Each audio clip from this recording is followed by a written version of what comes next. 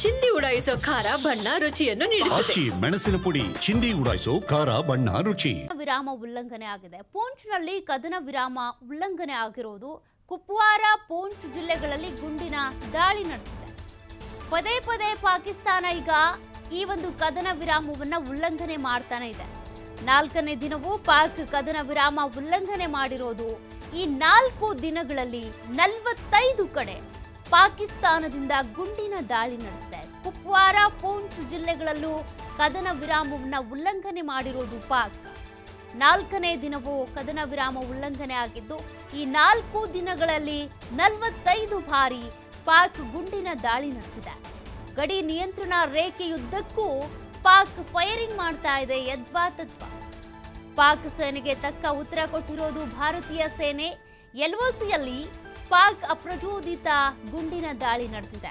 ಹೀಗಾಗಿ ರೈತರು ಕಂಗಾಲಾಗಿದ್ದಾರೆ. ಈ ರೀತಿ ಪದೇ ಪದೇ ಗುಂಡಿನ ದಾಳಿ ನಡೀತಾ ಇರೋದ್ರಿಂದ ಪೂಂಚ್ನಲ್ಲಿ ಕದನ ವಿರಾಮ ಉಲ್ಲಂಘನೆ ಆಗಿದೆ. ಕುಪ್ವಾರದಲ್ಲಿ ಕದನ ವಿರಾಮ ಉಲ್ಲಂಘನೆ ಆಗಿದೆ. ಹೇಳ್ದೆ ಕೇಳ್ದೆ ಏಕಾಏಕಿಯಾಗಿ ಬಂದು ಅಟ್ಯಾಕ್ ಮಾಡ್ತಾ ಇದ್ದಾರೆ. ಒಂದ್ ಕಡೆ ಭಾರತ ಈಗ ಪಾಕಿಸ್ತಾನದ ವಿರುದ್ಧ ಒಂದಷ್ಟು ಕಠಿಣ ನಿರ್ಧಾರಗಳನ್ನು ತೆಗೆದುಕೊಂಡಿದೆ. ಸಿಂಧೂ ನದಿ ಒಪ್ಪಂದವನ್ನ ರದ್ದು ಮಾಡಿದೆ. ಮತ್ತೊಂದು ಕಡೆ ಇವರು ಸಿಂಧೂ ನದಿ ಒಪ್ಪಂದ ರದ್ದು ಮಾಡಿದ್ರಲ್ಲ, ನಾವು ಶಿಮ್ಲಾ ಒಪ್ಪಂದ ರದ್ದು ಮಾಡ್ತೀವಿ ಅಂತ ಪಾಕಿಸ್ತಾನ ಶಿಮ್ಲಾ ಒಪ್ಪಂದವನ್ನ ರದ್ದು ಮಾಡಿದೆ.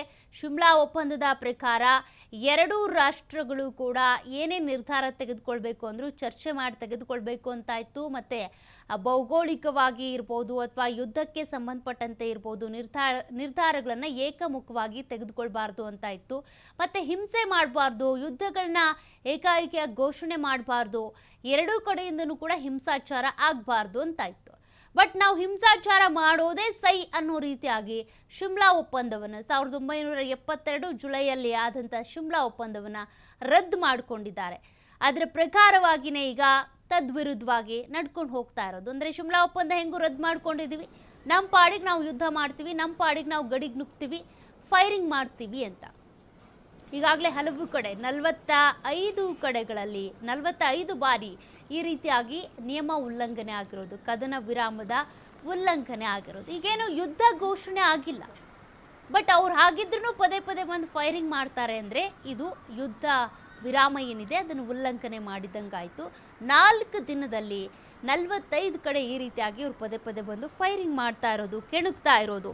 ಈಗಾಗಲೇ ಅಧಿಕಾರಿಗಳಿರ್ಬೋದು, ಸೇನೆ ಇರ್ಬೋದು ನಿಯೋಜನೆಗೊಂಡಿದೆ ನಿಜ, ಬಟ್ ಇವರು ಯಾವಾಗ ಹೇಗೆ ಬಂದು ಹೀಗೆ ಅಟ್ಯಾಕ್ ಮಾಡ್ತಾರೆ ಅನ್ನೋದು ಗೊತ್ತಾಗ್ತಾ ಇಲ್ಲ. ಮತ್ತೊಂದು ಕಡೆಗೆ NIA ಅಧಿಕಾರಿಗಳೇನಿದ್ದಾರೆ ಉಗ್ರರ ಬಗ್ಗೆ ಮಾಹಿತಿ ಕಲೆ ಹಾಕ್ತಾ ಇದ್ದಾರೆ. ಭಾರತೀಯ ಸೇನೆ ಉಗ್ರರ ಮನೆಗಳನ್ನು ನೆಲಸಮ ಮಾಡುವಂಥ